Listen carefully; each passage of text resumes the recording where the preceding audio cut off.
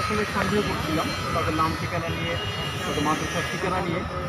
তো পরবর্তী ব্যাপারটা আমাদের যে সাংবাদিক ছিল রানা ভাই, সে হচ্ছে কথা বলল উচ্চতর কর্মকর্তার সাথে, সেই উত্তরটাও হেইজি ছিল। তারপরে আমরা ফলো করি। এক পর্যায়ে তারা গাড়িতে করে যখন যাচ্ছিল, আমরা গাড়ি ঢুকিয়ে দেয় এবং তাদেরকে যখন বলতে আসলে কাহিনিটা আপনারা ক্লিয়ার কিনা। তো একবার তারা নেমে একদম সবাই মিলে কম্বাইনলি দৌড় দেয় এবং তারা আমরা যেটা ফলো করছিলাম সেটা হচ্ছে সাবধান বাজার থেকে তারা এই কালেকশনটা করে। তবে তারা যখন দৌড় মারে তখন ব্যাপারটা আমাদের কাছে আরও সন্দেহভাজন হয়ে ওঠে যে কেন তাদের সদ ইচ্ছা থাকলে তো তারা দাঁড়াবে, কথা বলবে, তারা দৌড়ে পড়ে পালিয়ে যায়। দৌড় মারলে তারা হচ্ছে এই জায়গায়, এই যে আমরা এই জায়গাটার নাম দেখি বটল মোড় থেকে তারা কম্বাইন্ড প্রায় 6-7 জন ছুটে দৌড়ে পায়।